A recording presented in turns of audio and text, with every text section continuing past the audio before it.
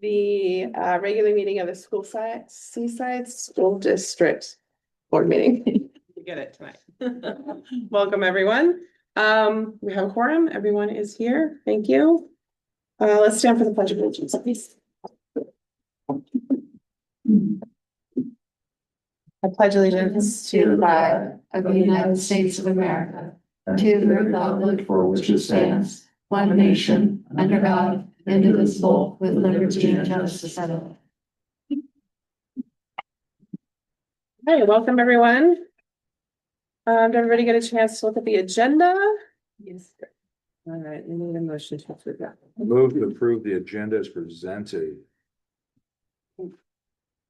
All right, a motion has been made to approve the agenda as presented and seconded. Any questions? All those in favor say aye. Aye. Any opposed? Motion carries. Okay, reports. Looks like tonight our first spotlight is special services report from Jenny Marston.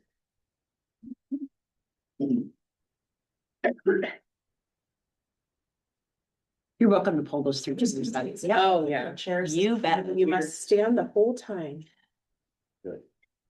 And if you guys could just introduce yourselves so everyone knows. Yes. Thanks. All right. Thanks for having us. I'm Jenny Reisner. I'm the Director of Special Services. So I get to oversee special education and several other programs that are kind of student support type of services. So I got to bring a couple amazing teachers with me tonight because I wanted to make sure that you all get to hear kind of what goes on in the classrooms and not just the boring stuff that I'm going to cover, because that's kind of dry. So they're going to cover that. And do you want me to shoot? Do it? I got it. Okay. Hi, She's got it. I'm Christy Roberts. I work just down the hallway. I have our Autism Resource Center for grades 6 through 12. It's just an absolute pleasure to get to talk about what we do. I think it's just really cool to represent this very niche portion of special education. And I'm Tammy Bowles, and I work at the elementary school, and I am the teacher for the social emotional learning K through 5 classroom.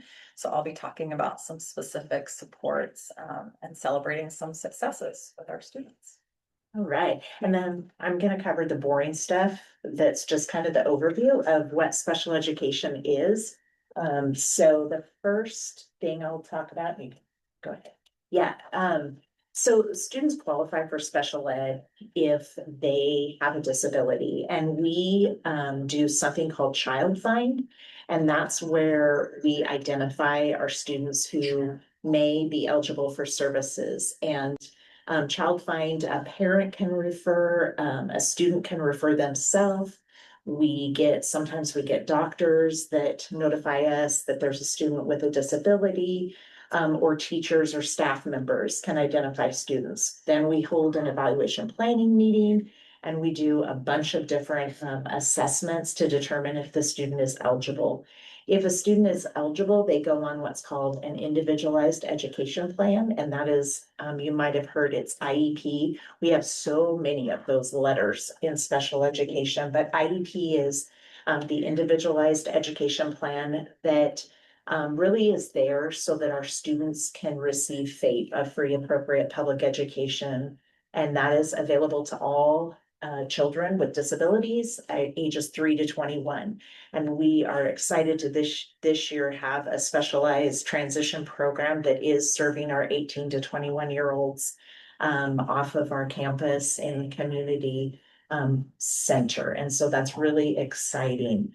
Kind of the pillars of special education are that there is meaningful access to the general education curriculum, and that's where you'll hear us talk about our things like accommodations and supports for students to be able to access their learning, to prepare them for further education. And so not that it stops after high school, but that we get into transition programs, vocational programs, college, different services, and connect them with those resources.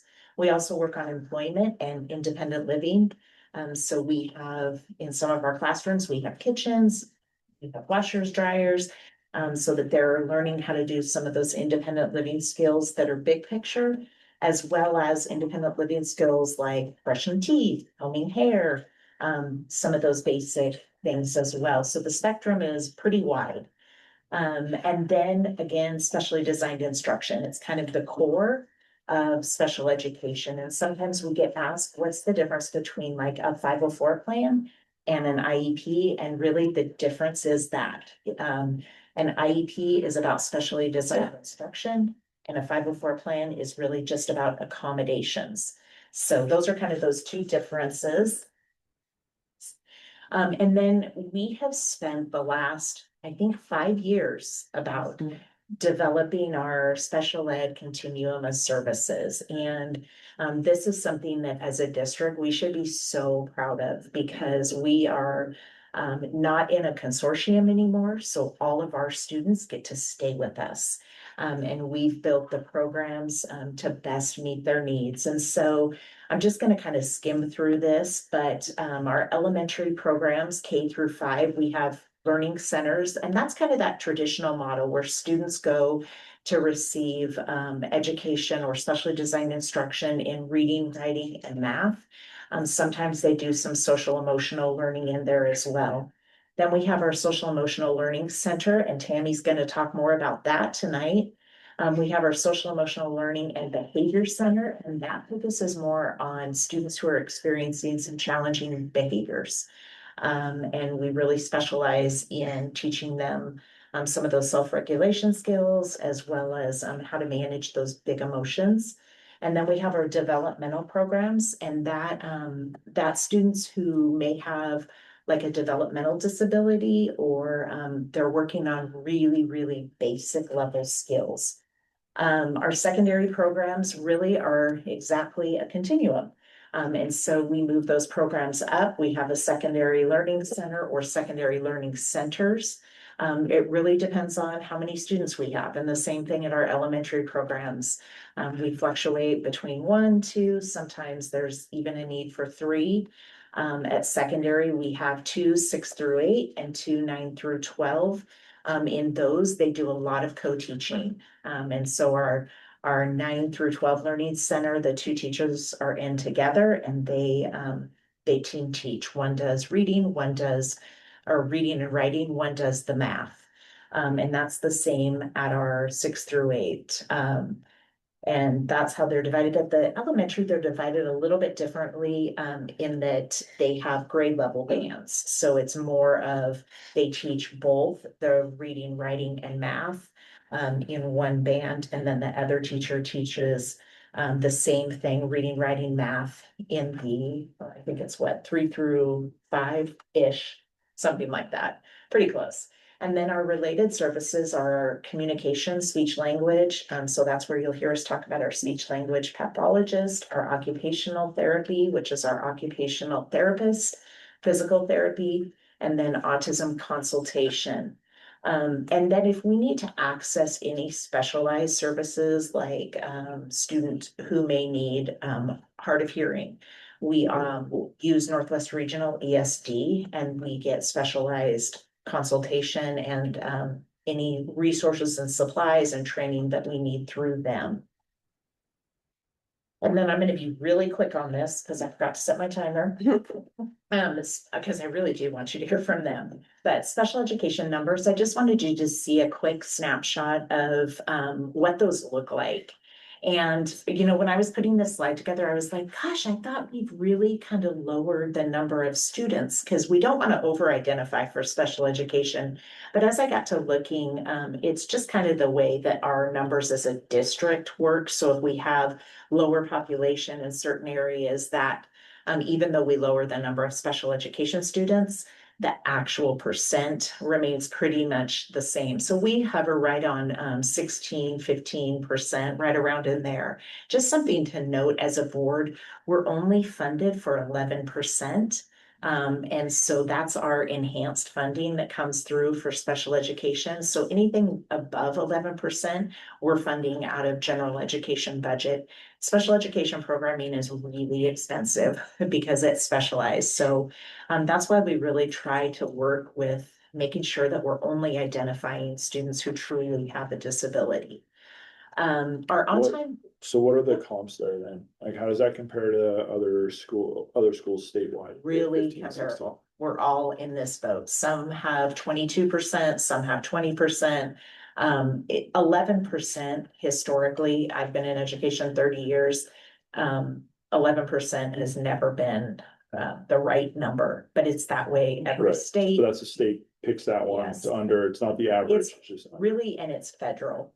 It's Yeah. more federal, I think, the 11%. So And that percentage has not been reevaluated for 20 Yeah. plus years. 1970s.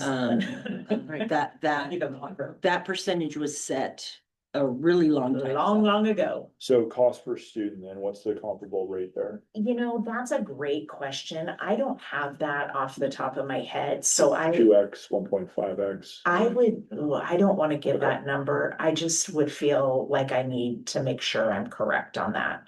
Mhm. But I can absolutely get you that for the next meeting, for sure. Us. Yeah. Yeah, you all. You That's a collectively. great, I Collectively. thought you might even ask that question, but I didn't have time to pull it. No, So, but I can figure it out pretty easily. but it's I not, might it's not need a, to it's not a gotcha. I very much like, we talk about it, we talk about the demand, but let's articulate that to the community of, this is what we're funded for, this is what our demands are, this is what it costs us collectively, and this is why we do it. Yeah. And if it's flat, then great. I don't think that's a number you try and drive down. It doesn't feel right. No, but we do try to not over-identify, and there's ways that, that happens. Students who come to us who are not, I'm just gonna give an example, this isn't the only way, but students who may not have had the language exposure, Mhm. and we get like special ed referrals for speech language services, but really they haven't had the background yet in the English language, and so they haven't acquired those skills. So we have to be really careful when we do that, that we're not looking at, this is just a student who hasn't had the exposure, that's not a disability. So so there's some things like that along the way, but you're absolutely right. I mean, if there are students with disabilities, we absolutely want to identify and serve them.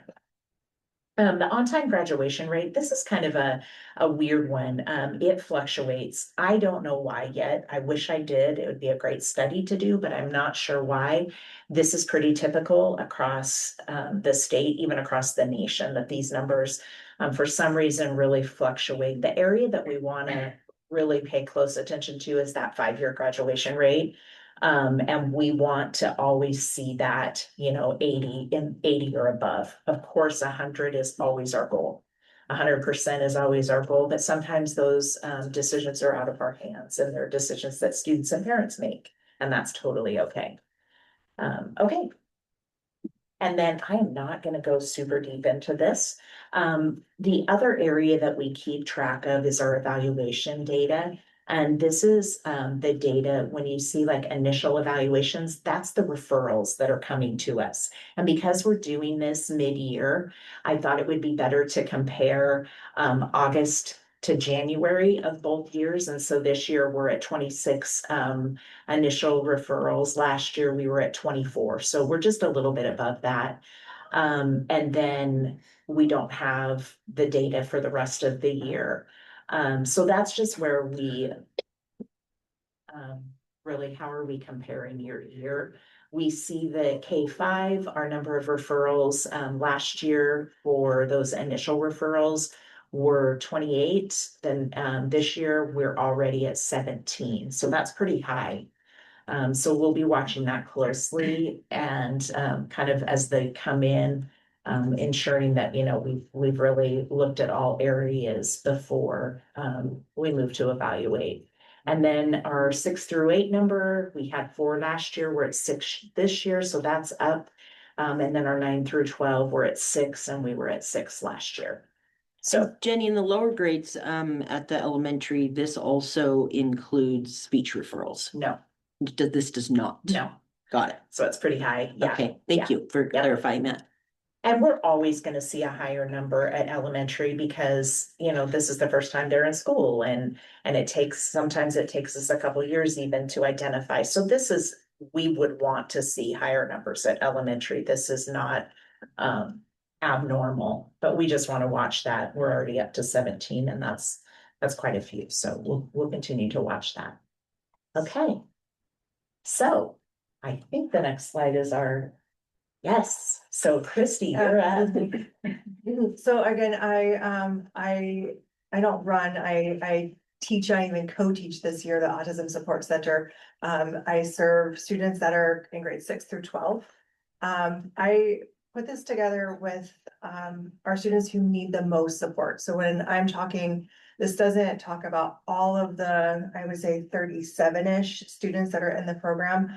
About 12 of those I had in mind for all 4 of these kind of pillars that I'm going to talk about tonight. The first one I'm going to talk about is sensory supports. My program, and I say mine, it's ours. It looks so much different than a gen ed class. It looks so much different than the other special education programs that we have. And I think that's primarily because the first and foremost thing I think about and talk about and concentrate on is the sensory supports. So it's really embedded into the learning process. And if you go by any of the 2 classrooms that we have in the program, you can peek in the windows and you can see that there are things like exercise bikes and different hammock swings and bean bags and things to get deep pressure, whether that's squeeze rollers or a massage chair. We have a deprivation egg chair that you can also sit in, that I would really like to thank Jenny and whoever helped fund that to get. It's very cool. But these things help our students come to the table and learn. And without this embedded sensory support, they're not going to be able to access learning. I think that is, for autism, you have to be regulated and ready to hear what we have to teach. So that's really what we focus on first. And we're also focusing on community access.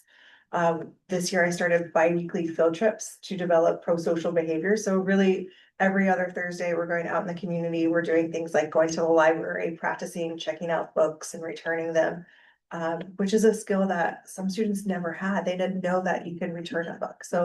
Or that you could keep it for 2 weeks. So it's really wonderful to watch that kind of build the skills. We go to the grocery store, we shop for recipes that we teach in the classroom. We go to other places in the community, like the fire station or the police station. We have trips coming up, one to the Columbia River Maritime Museum to just explore some special interests that some of our students have.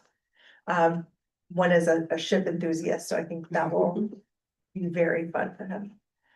We also do what I'm calling pre-vocational skill building. So in the classroom, we're really training to support independent living skills. We're helping them get ready for jobs. We're helping them for a life beyond high school or the transition program. So like Jenny was talking earlier, we're teaching how you would load and unload a dishwasher or stack chairs or wipe the tables.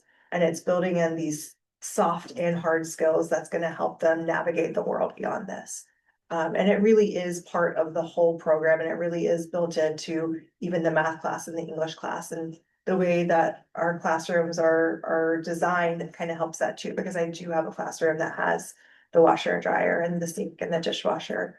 And it's just a really good way to kind of get them ready for the world. We also do individualized academics. So because we're writing these IEPs, the students have this individual education path or plan, and we want to meet them wherever they're at. We also want to be cognizant of grade level standards and how that we can teach what is roughly in a gen ed classroom. So we're able to meet that kid in a small group or a one-on-one session and really show them how to access this, whether it's with more visuals or hands-on learning. And if you go to the next slide, Greg, I can show you what some of this stuff kind of looks like. So these are just some learning materials that I have. The first one, it's some visuals for our community field trips that we do. These help our students know what we're doing, where we're going, the things that we would do. So I would either have these cut out and laminated, or I could use them as a whole sheet to say, okay, we're going to Safeway, we're gonna use our shopping cart. We're going to the library, where's our library card? This is a way for the students, especially the students who are not speaking or, or have a lot of communication disabilities. This helps me communicate with them and then them to show me that they know, like, okay, it's time to be safe. It's time to get on the bus. It's just another way to show visuals and really support their learning wherever it's at. And then the next one, go back. Class job visuals. This is to support that, functional skills that we would do. So this has a list of different jobs that they could either choose from or be assigned to. And these are just regular everyday things that we do in the classroom every day to help support that learning. The third is a math worksheet, which I think is really, really cool. This is for middle school students who are learning algebraic thinking. So this allows us to teach them variables in a real life scenario.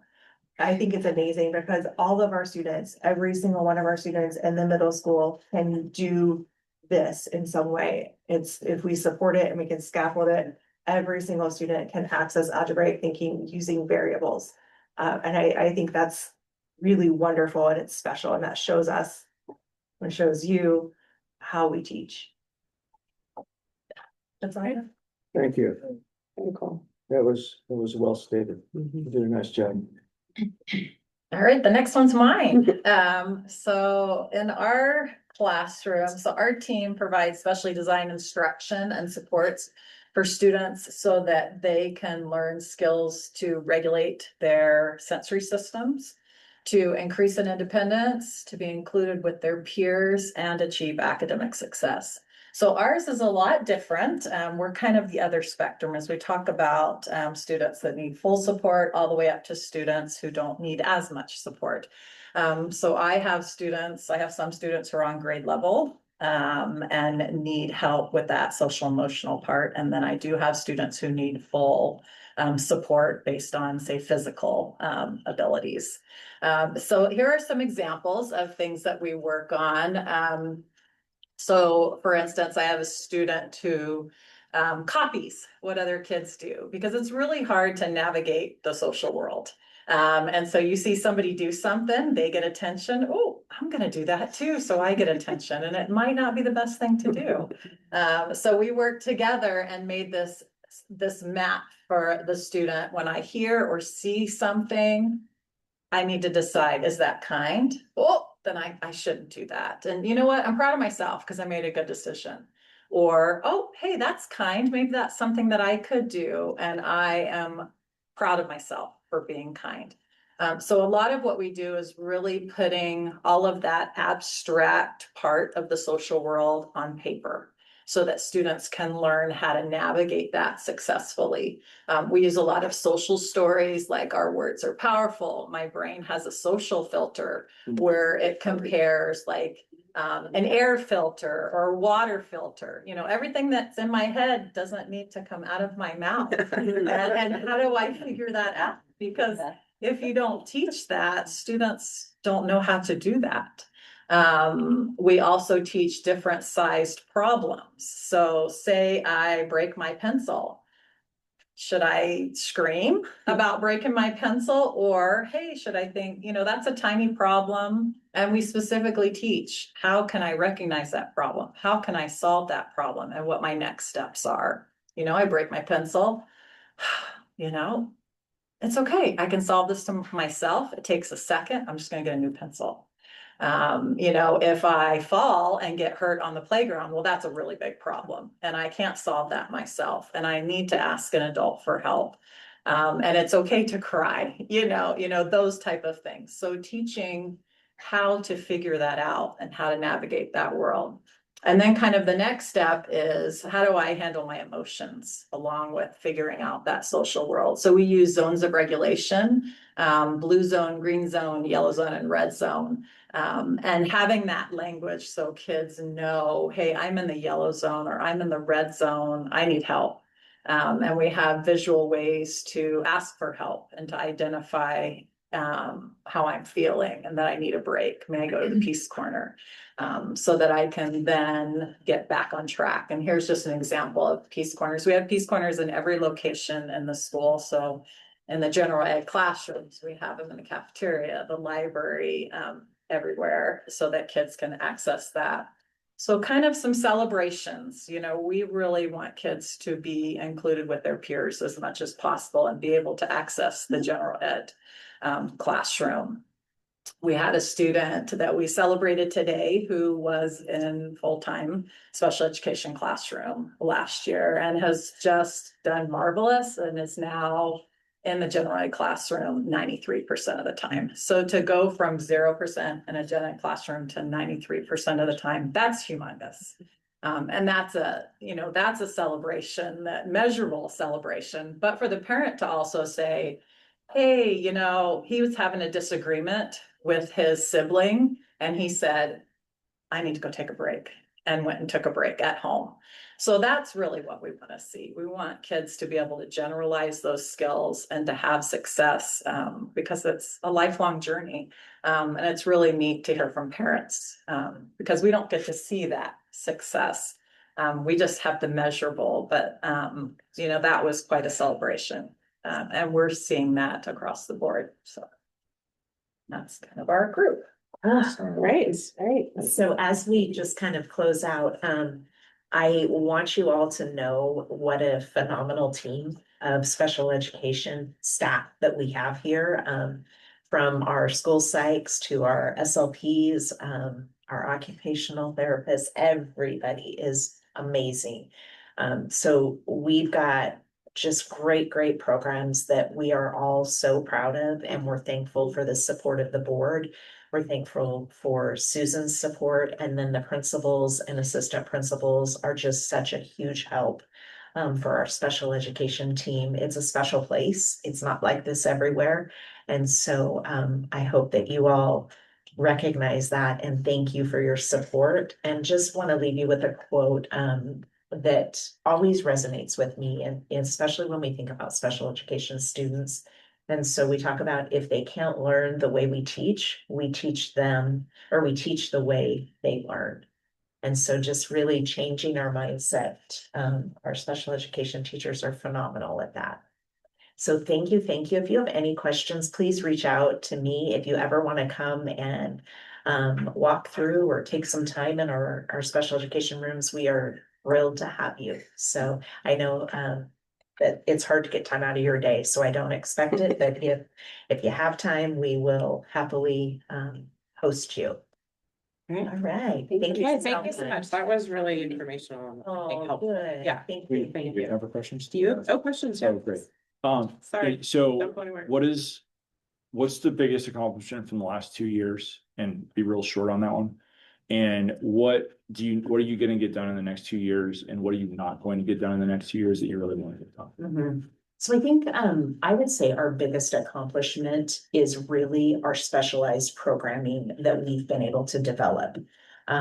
This is not common, and I said that before. And so to have really an autism program that is so comprehensive, to have social emotional learning programs, to have behavior programs, those are hard to come by. What has enabled that? People, space, what is? Support, tons of support. So we have the space, we've been allocated space in the buildings, and not space like we're pushed off. I mean, our principals and assistant principals have made space for us that is central in the building. You probably know it's right, our space is phenomenal and it's so good. It's not, we've got bathrooms and we've got changing tables and we've got, washers and dryers. And so having the space to enable us to do the programming that we need to do, and then really having the support budgeting wise that we've needed to get those specialized classrooms. They're not cheap.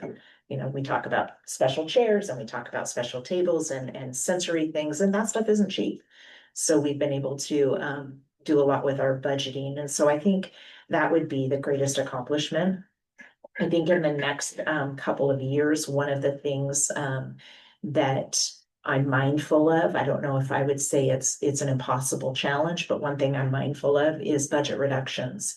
And so with budget reductions, we have to be super creative and we have to continue with our, with our purpose and make do with some things in a different way than we have before. And so I think that's one of the challenges. Not sure if I answered. No, I understand the challenge piece of it, but what would you like to get done if you had that magic wand in the next 2 years? Oh, that's such a good question, because there's not just one thing. Okay, two things. Okay, couple things. Number one, I think really expand and solidify our transition program, our 18 to 21-year-old program.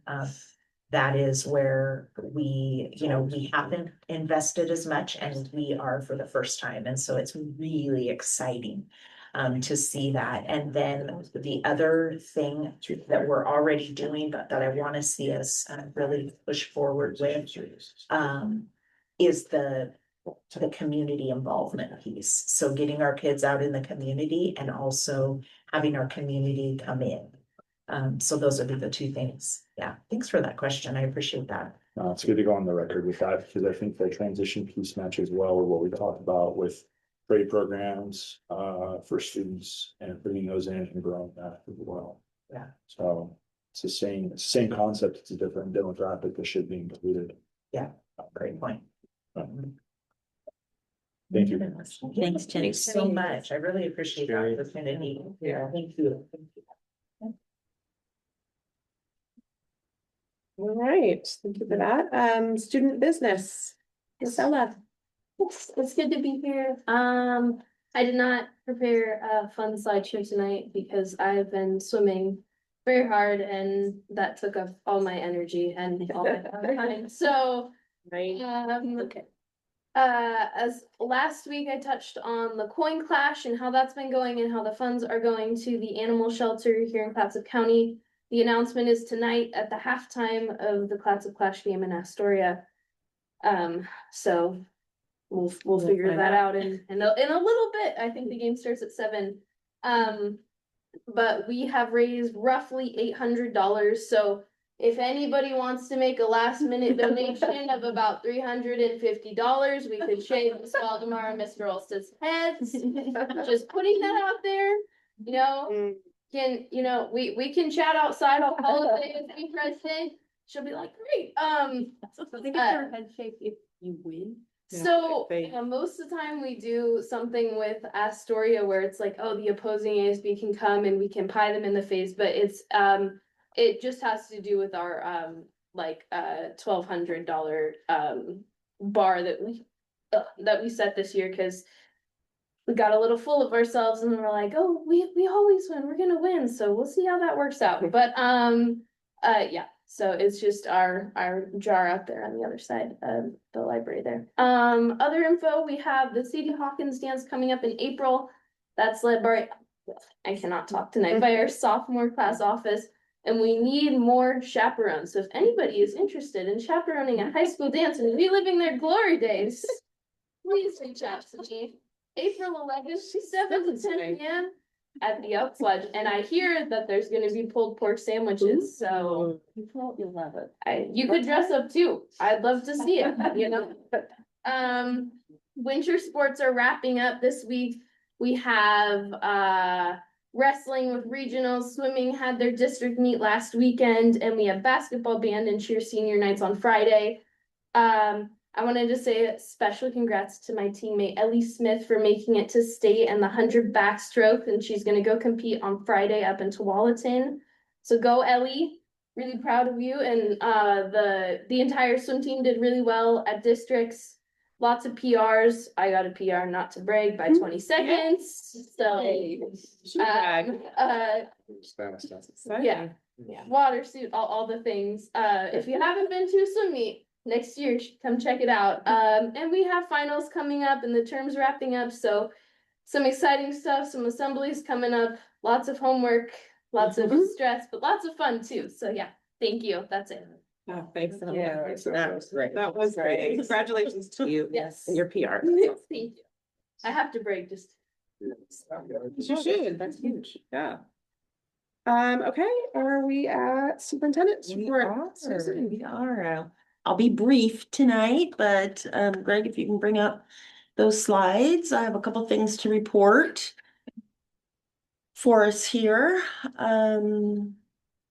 So some fun things going on in the district. I do want to share that a big deal down at the elementary school, especially for kindergartners, is the 100th day of school.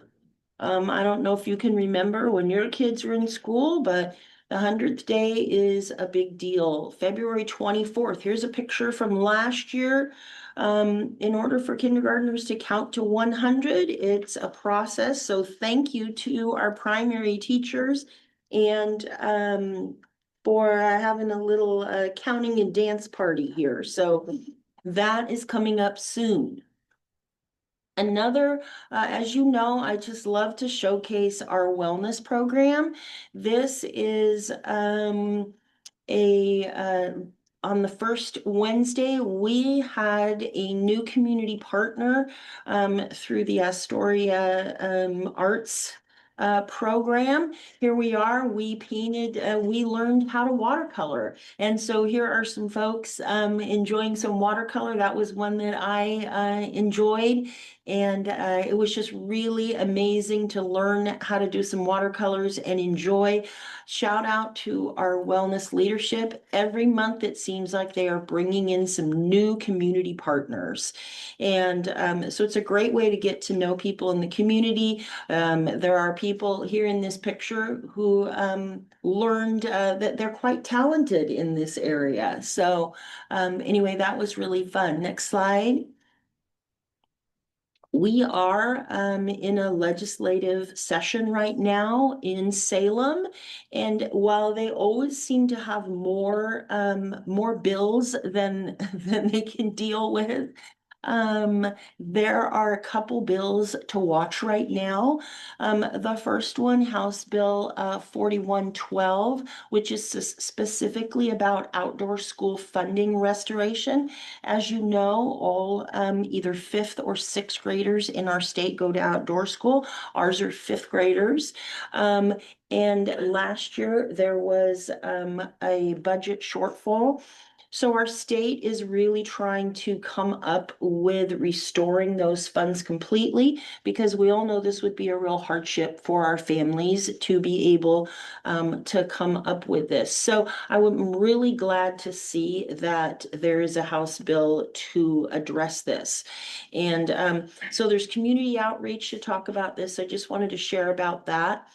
There's also Senate Bill 1581 for our state, school meals for all. As you know, there's federal funding right now that funds our free breakfast and lunch at both of our schools. That funding is we don't know if we're going to get that for next year. So I'm really glad that the state of Oregon is talking about this. It did pass the first step. It's now headed to the Ways and Means. So I'll keep you posted on this. Last of all, I want to share about our local option levy, which is going, which will be on the May 19th ballot. We have had a local option levy in our district since 2001. Each year, like we said, each 5-year period, it needs to go to the voters to be renewed. This is not an increase, it's a renewal. It has been the 52 cents per 1,000 assessed value each time since 2001. So we'll be really doing a lot of outreach. This is a huge part of our general fund. It's $11 million over 5 years. And without this additional revenue, it would be a big hit to our budget.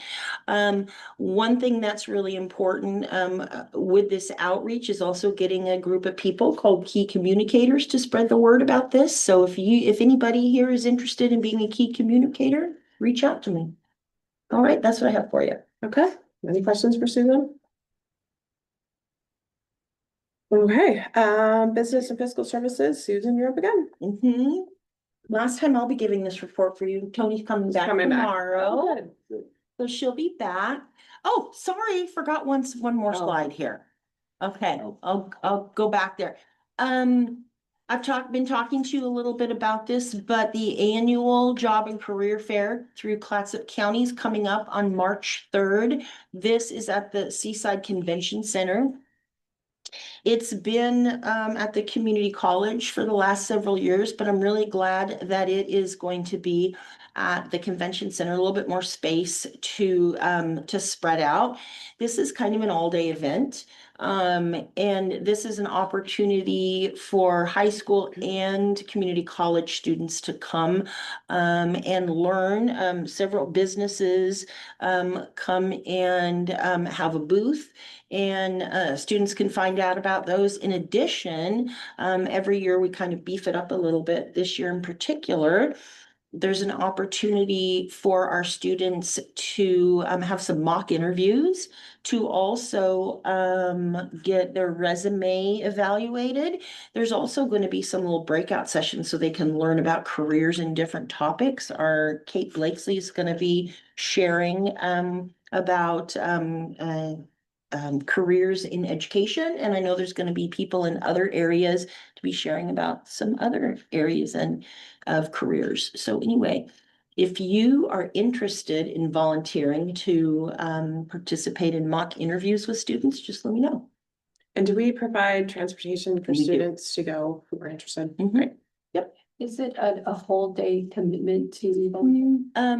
No, you can even just come for an hour or so if you'd like. All right, now I'm done with Now that. back Now to we the- can go to this. Yeah. Okay, so we have the revenue and expenditure sheets for you.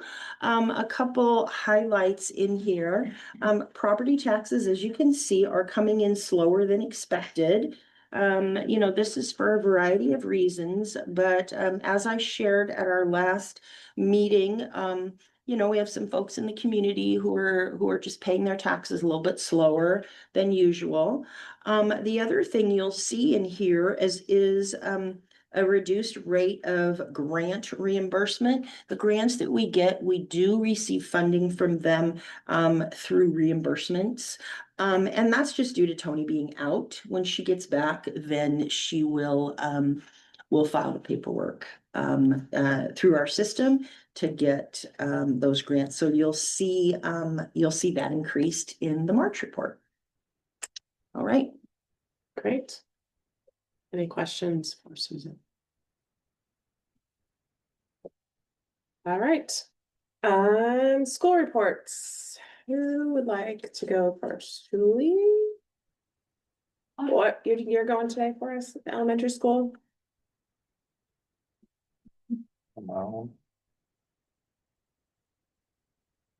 Hey, we've been busy down the hill. Here's some pictures that go along with all the things I'll rattle off. Our kindergartners created their snowman city, so they each are assigned like some type of community building.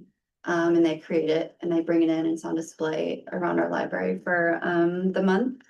Our preschoolers are the proud new owners of a slide, so that's been a big hit. We celebrated National Counseling Week. There's a picture of our counselors, and then one of our kinder teachers hosted a special event for them where each one wrote something kind and they put it in a book. We hosted the Clatsop County Mobile Vaccine Clinic, which was a success. And then we've started doing employee spotlights. And these interviews are conducted by students, and it's really, really cute to watch happen and how serious they take it and the questions they choose to ask. And there's a picture of the first two employees that were featured, and then Officer Gagnon, we celebrated him.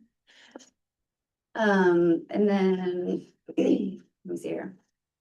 We have finished our iReady winter diagnostics. We complete our winter instructional rounds.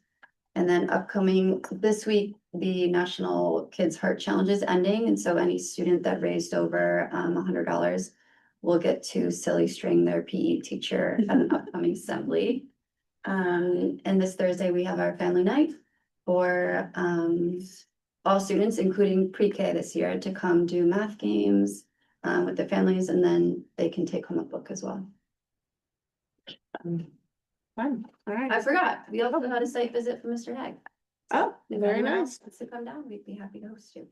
Great. All right, thank you. Thank you. Do we have anyone in the middle? Oh, apparently no. Are you up? Let's see. Wendy. I didn't see. Why didn't see? Andy's not here. The month Just be started short. off, February 2nd with our professional development day where, teachers got, trained a little bit more with our Marzano framework and they sought strategies. Where we spent the day learning about metacognition, which is thinking about thinking. And focused on the launch and the landing of a lesson. So really those first 5-10 minutes and how important it is to get the kids the content and refresh and thinking before they get into the content, and then the end, the closing. Then last week, Miranda came back and did a walkthrough through the middle school and the high school, visited 17 classrooms using the NASOT framework. And then debrief with the administrators and coaches. And really in every single classroom saw these strategies being used and in place, and teachers learning how to use them and focusing on that launch, and the landing in their lessons. So I think we're really making headway with that in the classrooms. And then last week with middle school, we had our Valentine's Spirit Week, and Friday we culminated with kids having a choice between a dance, trivia, or a movie. So that was the dance. Middle schoolers at a dance are always so much fun. If you've never seen it, there's a lot of running, a lot of energy. So, and then Miss Gooch was out there dancing with the kids too. So we're hanging in there. We had the illusion of spring with those sunny days. Kids thought it was spring. We're like, no. I'm glad the snow came down. So it's like, it's still winter, but we're doing well. Thank you. Thank you. And Jeff and Jason are at the Astoria basketball games tonight. Go Goals. He said a few highlights. He says the one acts were a big hit in the high school and they had an elementary one too there, and have concluded. The auditions for spring musical will begin in the upcoming weeks. The cheer team participated in the OSAA state championships at Oregon City High School this past week. And this is the first time since the pandemic that we have had a competitive team compete in the state competition. That's fun. Ella already mentioned this, but congrats to Ellie Smith, who's a sophomore, who is our lone state qualifier in swim and will be competing on Friday. We had 4 students, high schoolers, qualified for the state wrestling tournament. Carlos Silva-Villa, Braden Cooley, Kyle Weckel, thank you, and Henry Rollins. So good luck to them. A big one, Landon Nofield, a senior here at Seaside, found out last week that he earned and was awarded the Chick Evans Scholarship for Caddies. Landon has, which is a huge deal. Yeah. Landon spent the last few years caddying at Gerhardt Golf Links, and through that program earned a scholarship worth full tuition and room at the University of Oregon for 4 years. Yeah, it's big. Yeah. So I want to thank Jason and the whole men's club at Gerhardt Golf Links for helping create this opportunity for our students. This is the 3rd consecutive year we've had a student awarded this scholarship. It's a big deal. On Saturday, February 21st, we will be holding our induction to the Seaside Hall of Fame. We have a number of individuals and teams being inducted, including former Superintendent Dr. Doug Doherty.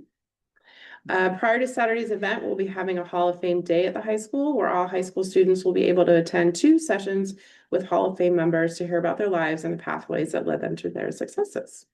Very cool. On Friday, February 14th, we had 31 students from the middle and high school participate in a walkout in protest of ICE.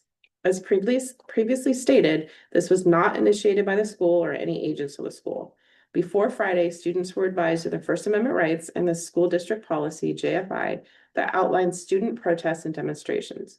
Despite being provided the information, students still elected to leave class to participate. All of those students were marked unexcused from the periods they missed and are being assigned a reflection time, which is equivalent to a lunch detention. I don't, you can ask your question. Thank you. So that was from Jeff. Thank you, Jeff. Thank you, Jeff. Okay, Cannon Beach Academy.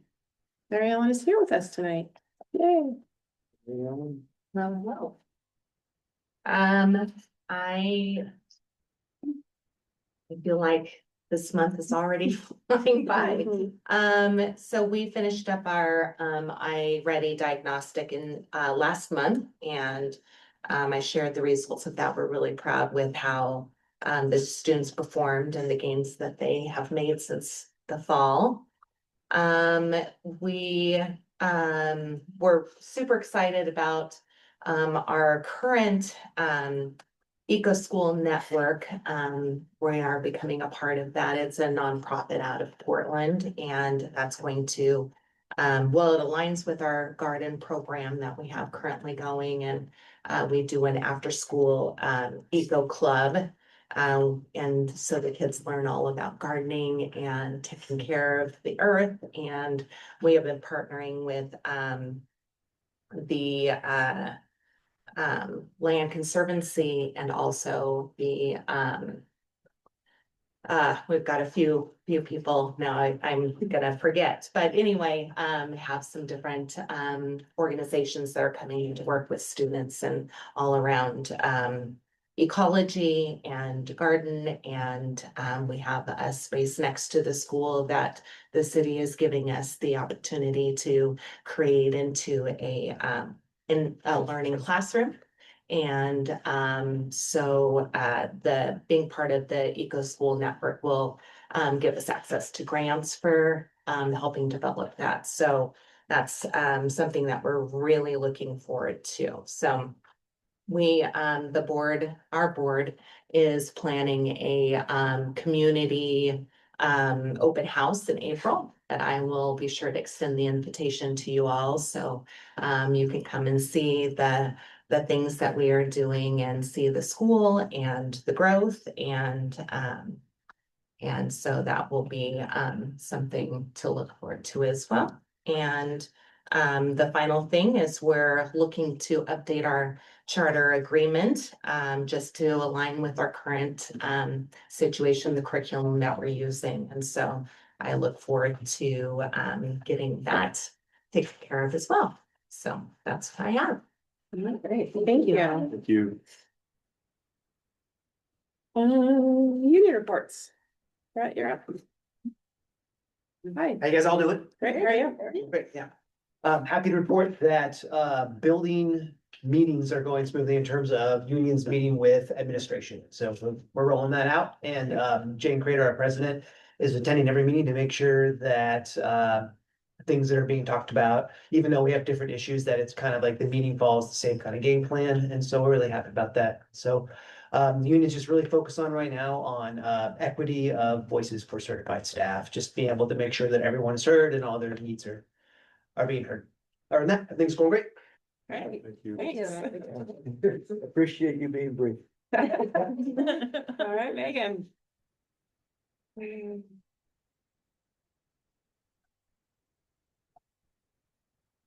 First, I'm gonna start by making sure Ella really does get the shout out she needs, because dropping 21 seconds in one event is usually not a thing. It's usually a whole season, so she deserves that shout out. So I'm excited to share, as most everyone knows, that OSEA Seaside Chapter 107 has come to an agreement with the Seaside School District for a contract running from July 1, 2025 to July 30, 2028. We're excited to have this new contract and relieved that it's been ratified by the OSEA bargaining unit. That being said, this journey took a toll on the classified staff. We always knew that we were in line and supported by the SEA certified staff. However, we truly saw that support when that they have for us. For showing us how supported we truly are, the classified staff would like to extend our gratitude to the certified staff. You can count on us to be by your side when it's your turn at the bargaining table. OSEA and SEA are union strong. To the board, I would like to encourage each of you to come visit on a regular basis and see what actually goes on during the day. Spend some time in the office answering phones or writing tardy passes. Ride the bus one afternoon to see how the bus drivers are truly juggling it all. Go on a field trip with a class and observe how the teacher manages a group of students when outside the security of these school walls.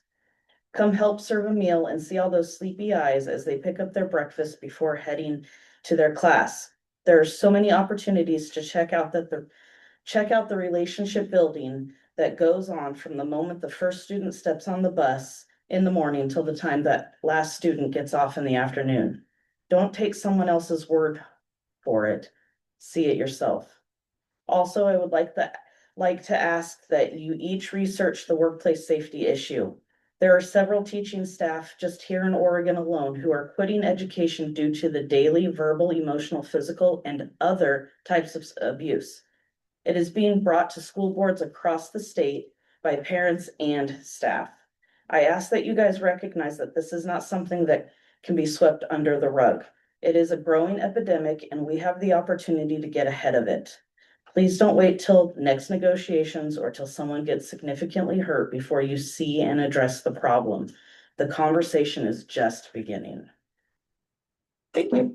Well, Megan, I do want to say thank you to your team and Susan to your team for coming together and getting this accomplished. Yeah, thank you. Yeah, thank you. Public comment. Get it together. The meeting will now be open to receive public comment. We value the time and initiative members of the public take to share their thoughts with the board. The board's role during public comment is to not immediately respond, but to listen. If follow-up is necessary, we will direct our superintendent to do so. Remember that we are all role models for our students. Please share your thoughts respectfully. Should any public comment include complaints regarding a personally identifiable staff member, the board chair will direct the speaker to the proper administrative process found in Board Policy KL Public Complaints. Speakers will have 3 minutes to express their thoughts. So if you have a public comment, you can come up to the front and state your name and where you live.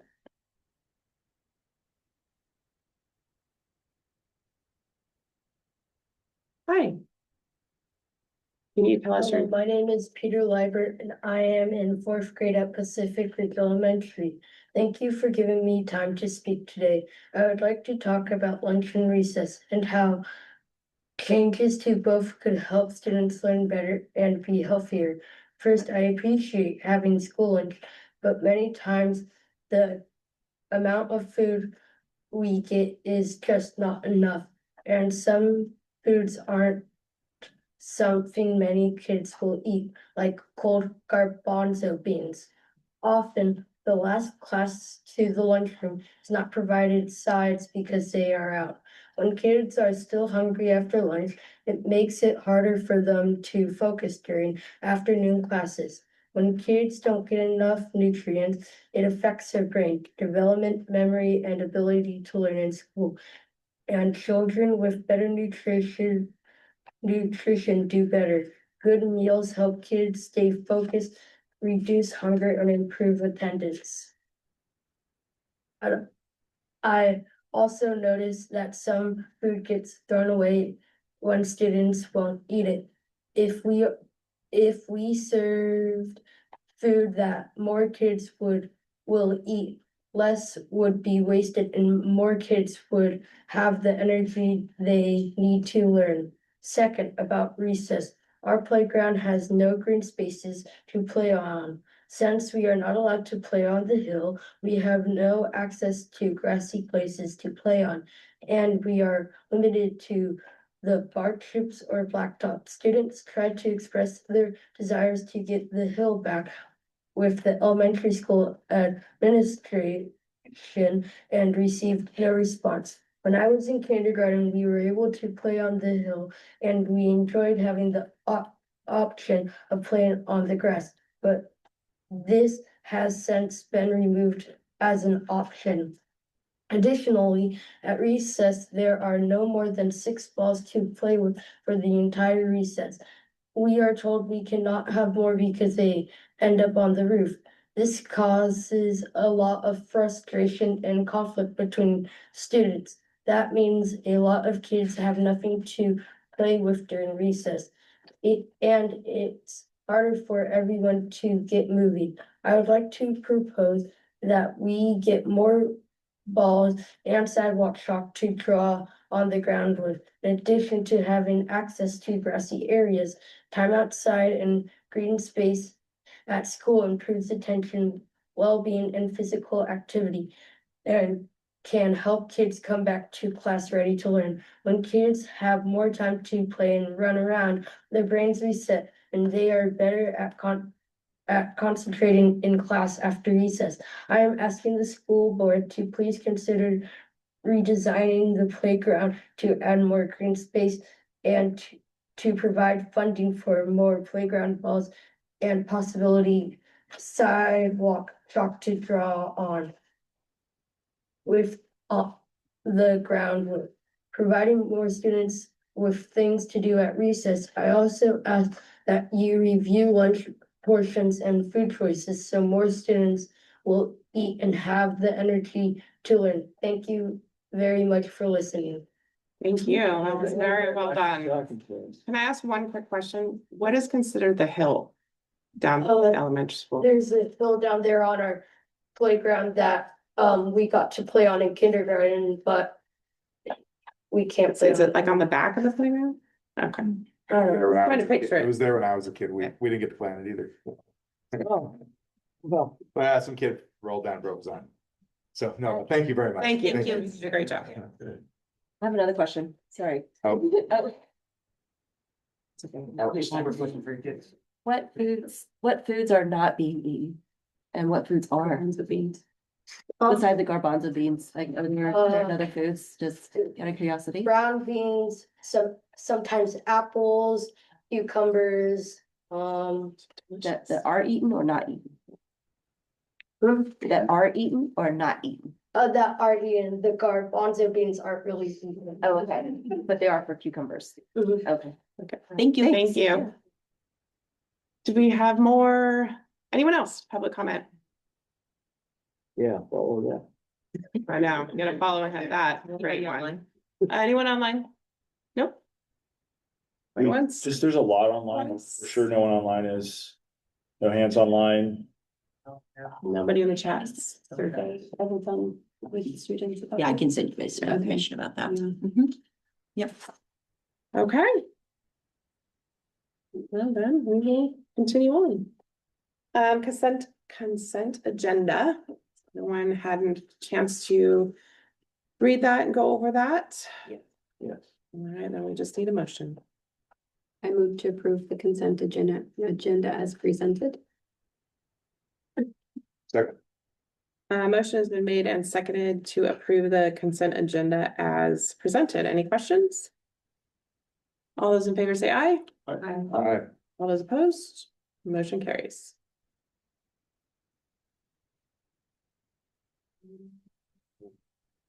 Okay, we are on to action items. So we did some great interviews for the school board vacancy last week. And I think all three of them can bring something great to the board, but it is time to nominate one. So we need a motion on the floor or we can discuss. You want to? Sure. I move to appoint Pearl Sadler to the school board vacancy for zone 4, position 2. Second. Okay, a motion has been made and seconded to approve Coral Sadler to the school board vacancy for zone 4, position 2. Do we have questions or comments? Why did you like her? So I think all three of them were also great things about all of them. The only other additional thing that I could go by was Coral's dedication to the budget committee. And so it was the one thing that could help me determine between the three of them what I can make about them. I don't think there was a miss with any of those applicants. I think they all have great qualities. Coral does have a little more experience with the school, our financial budget. And I know that her experience is with school districts, working in a California school district, so. I mean, it's a different state, but it's still that same, you're dealing with federal funds and. That's state funds, so. It does have we do have an opening on the budget committee now, which I'd love to see either of those applicants fill.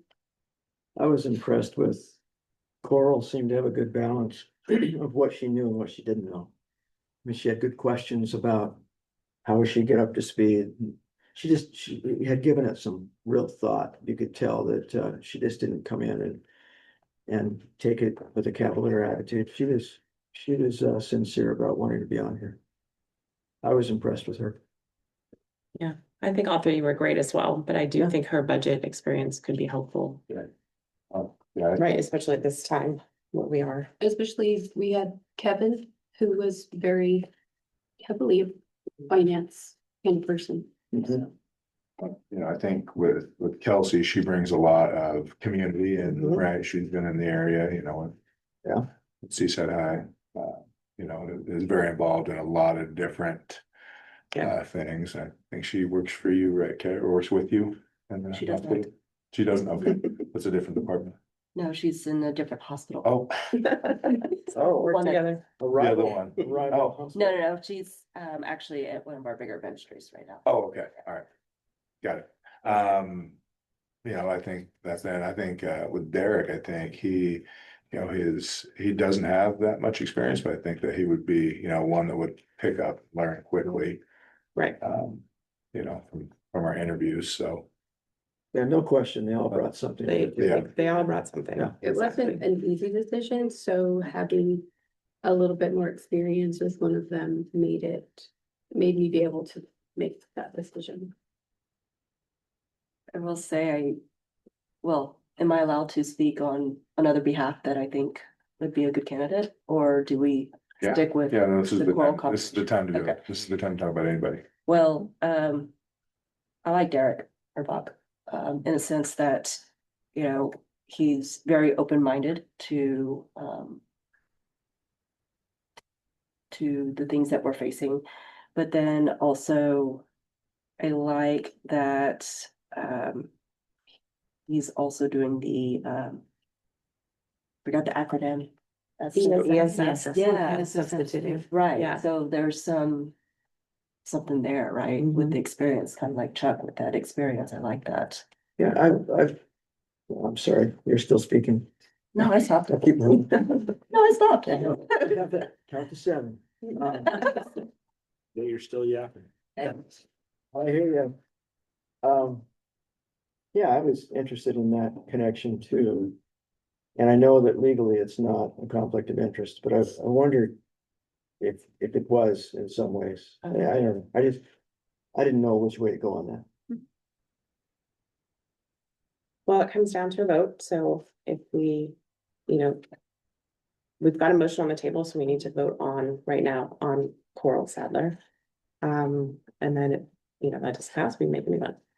So are we ready? Any more comments? I don't want to cut this short. I want to make sure we're. But thank you to all three applicants. Again, like I said, it wasn't an easy decision between all of them. I think they were all great and they could definitely bring something to the table for sure.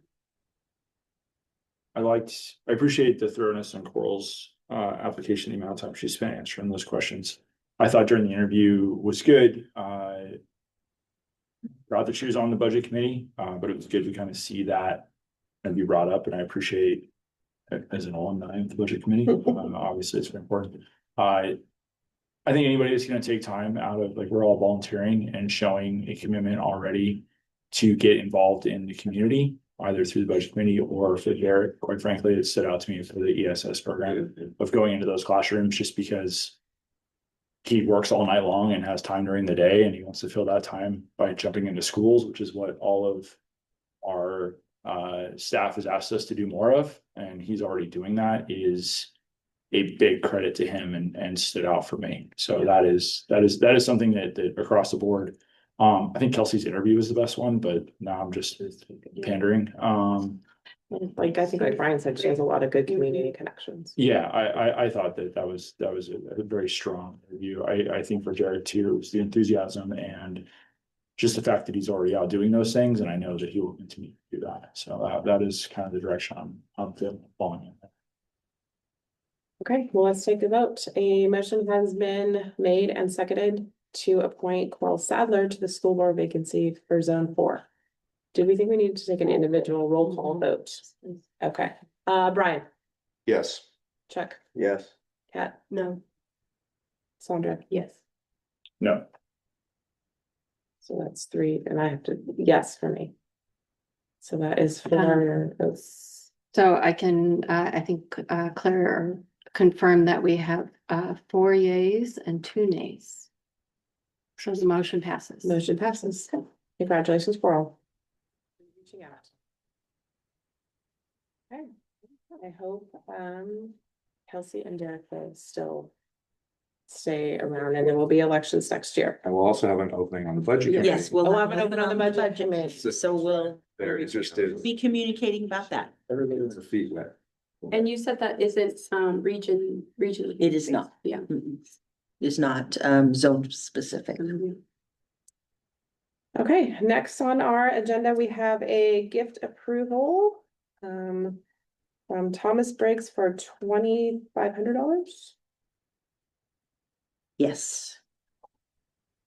And that is going to Pacific Ridge Elementary for student enrichment activities like Love of Reading Week, Book Nook, etc.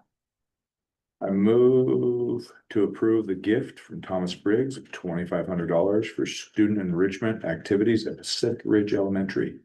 Second.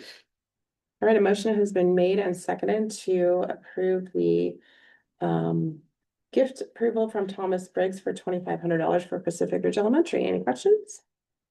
So a comment Thomas has been giving to our programs for years and years, so it's always a blessing to, you know, have him on our side. And I know that Julie, correct me if I'm wrong, he comes in once a week and does reading and At least 3 times a week. 3 times out.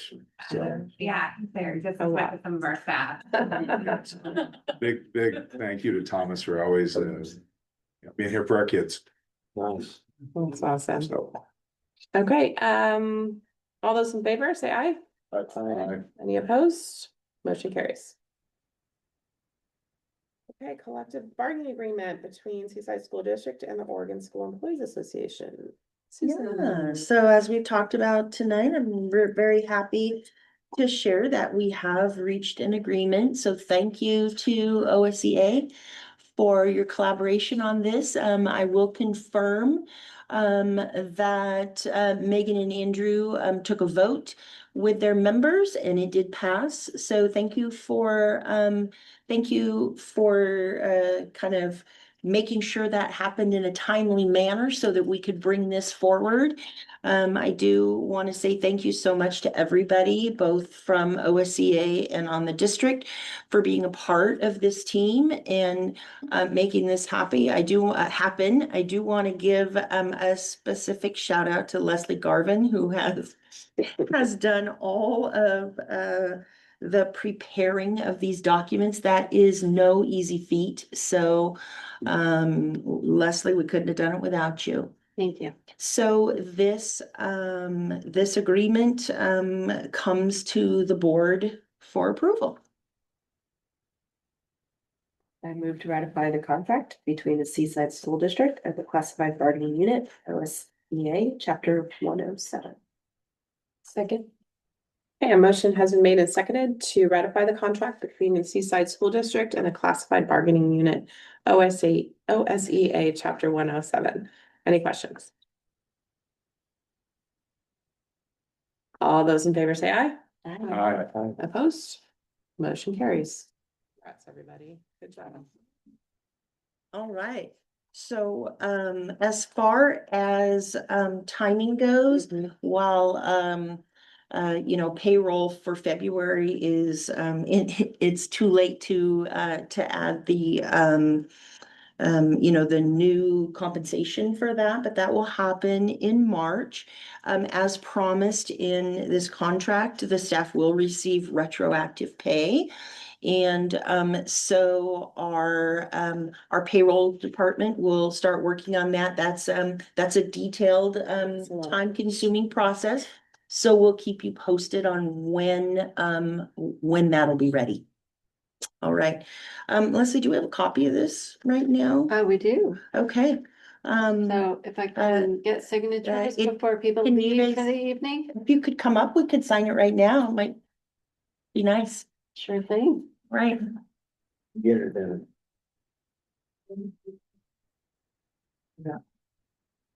These things retroactive to the point of signature? Or To the beginning of the school, beginning of school year? Mhm. Mhm. July. They were working. So Megan and Well, for employees, I mean, all employees, but not all of them started to. Yeah. I found it interesting. Yes. Yes. Then we found out AEL is using.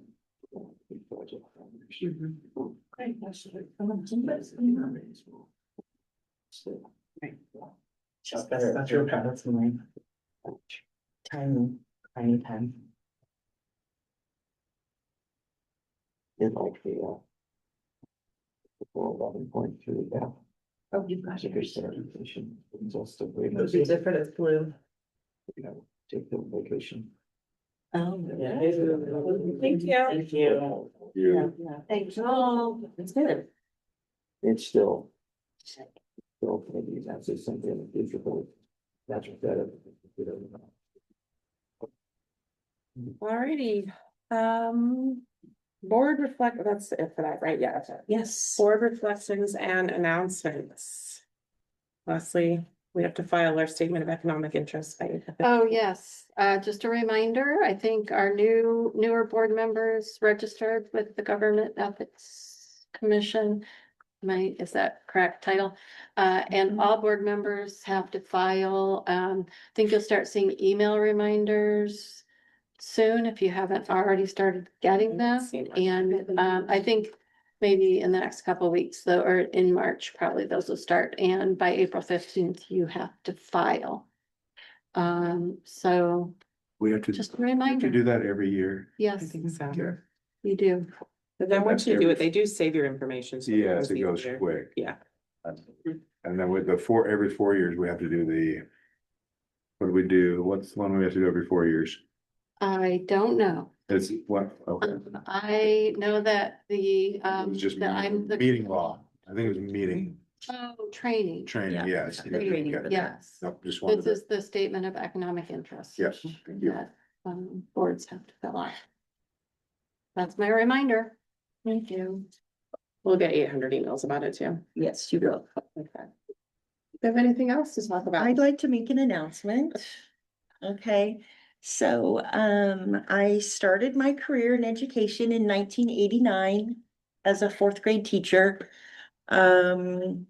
It's been an amazing career and I've loved every role I've served in, teacher, instructional coach, building principal.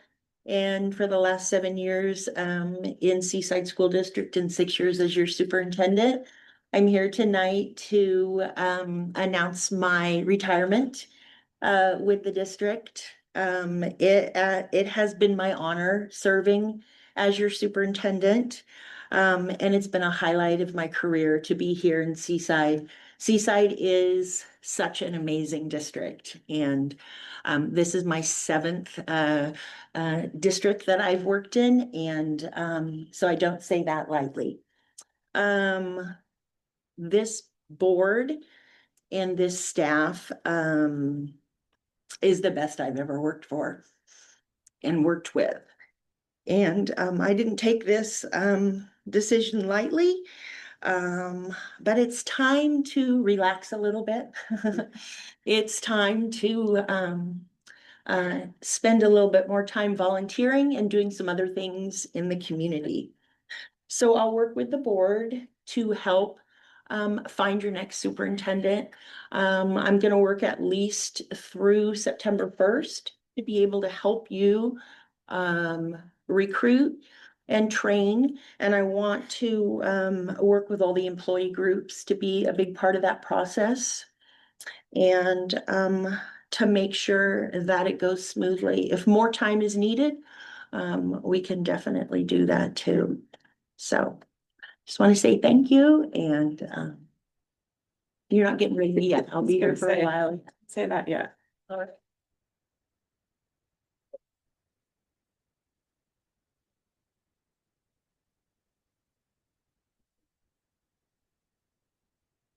Thank you. Well, we're gonna miss you. We appreciate all of your hard work and dedication to our district. You know, coming in as a new one when we hadn't had anyone new in how many years, like on the outside. So, Ever, yeah. I believe ever. Seems like it. Started out, could have been done great, and we appreciate you, but we're not getting rid of you yet, so. We still have a lot of time together. Yeah. Thank you, Susan, for your leadership. You are amazing, and I've loved working with you for 7 years. Thank you. Thank you. Anything else? Yes, we can do one more. One more budget. This is what it Yes, one more budget. Or are we at a point where we just make announcements? Yes, Yes. yes. You're not retiring through Yeah. session. I've already retired. Stop. Thank you. This is a revolution. I know you'd like me to again. Absolutely not. I noticed in the high school report, Jeff's report, that he mentioned the Hall of Fame. There's Doug Doherty is going in. There are, I could name some of them. I won't try because I'll leave people out, I know. but there's 3 or 4 other people going in. There's 3 teams going in. And one of them is the 1999 wrestling team that I coach. Oh, congratulations. So you will be there. I will be there. He'll be inducted. Yeah, well, because I'm on the, Yeah, the team. I'm riding in the tail of a team. And it's not me, it's the team. Well, congratulations. Yeah, That's exciting. I didn't know that you were the coach class. Yeah, coach wrestling for 20 years Plus. There is a Yeah. dinner. That's a dinner, and people can. It's a dinner. It's the And- 21st, Saturday, Saturday. 6 o'clock, doors open at 5:15. Yeah. This Saturday? Yeah. And I believe you can still make, I don't know if you still can make a reservation. You can, you go through If you the, want to go. Yeah. Jason Floyd would be the contact guy. Yeah. Perfect. I wanted to recognize the enthusiasm that I've been seeing in all the educational staff to serve each and every one of our students. I'm seeing creative thinking outside of the box, and serving our students as individuals and seeing each of them. So I just want to recognize that every time you guys come up here, I just see this great enthusiasm of serving the students, and it's really, really powerful to see. So thank you. Okay. I have a business Am I question. supposed to read something? It's now time to ask. Go ahead. Am I allowed to? Sure. So, the young gentleman here who had a lovely speech to talk to us. What can we do to help support him and follow up on some of his? I'll share with you some information about that. We have specific guidelines for the school nutrition program and such. So yeah, I'll share that with you. Thanks. Okay. Nothing to come before with the board. We do have a. Yeah, that's why you're right. Okay, thank you. Executive session. We have 2 things on the executive session. We're going to review probationary certified staff. And we have a grievance hearing. The board will now meet in executive session held pursuant to ORS 192.6602A to consider the employment of public officer, employee, staff member, or individual agent, and ORS 192.6602B to consider dismissal or disciplining of, or to hear complaints or charges brought against a public officer, employee, staff member, or agent, unless he or she requests an open meeting. Representatives of the news media are allowed to attend. All other members of the audience will be moved to the Zoom waiting room. Representatives of the news media are specifically directed not to report on any of the deliberations during the executive session, except to state the general subject of the session as previously announced. No final decision may be made in executive session. At the end of the executive session, we will return to open session and any waiting participants will be readmitted to the meeting. So thank you all for coming tonight. We appreciate it. And we are going to take a 5-minute break and we'll be back for the executive session. Thank you. We're moving. Oh, we're moving. Yes. Greg, ready? Greg, can we get back on? Sorry, it was so cold in my other room. You're freezing. Let's get the motion. Yeah.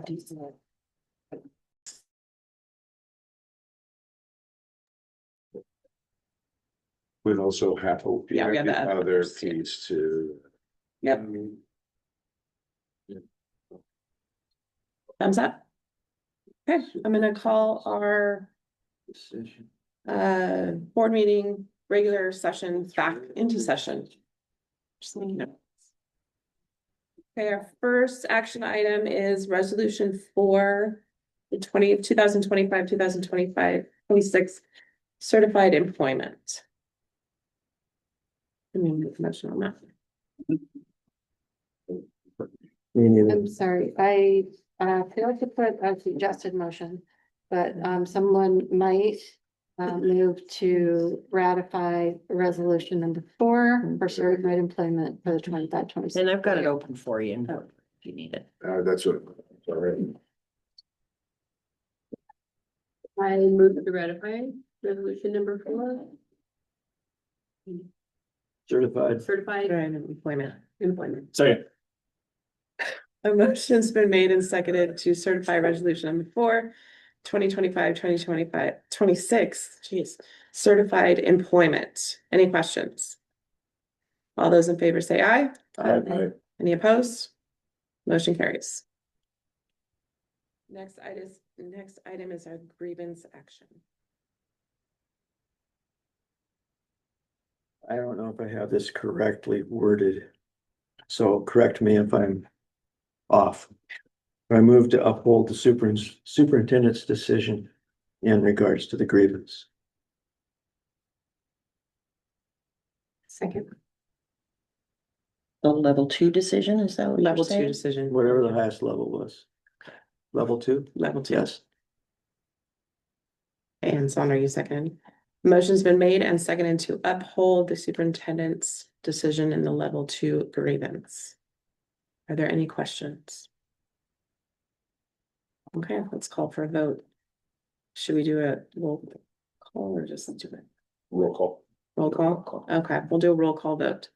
Brian, Yes. Chuck, Yes. Kat, Yes. Sandra, Yes. Jason, No. Shannon, yes. That is 1, 2, 3, 4, 5, 5-1, motion carries.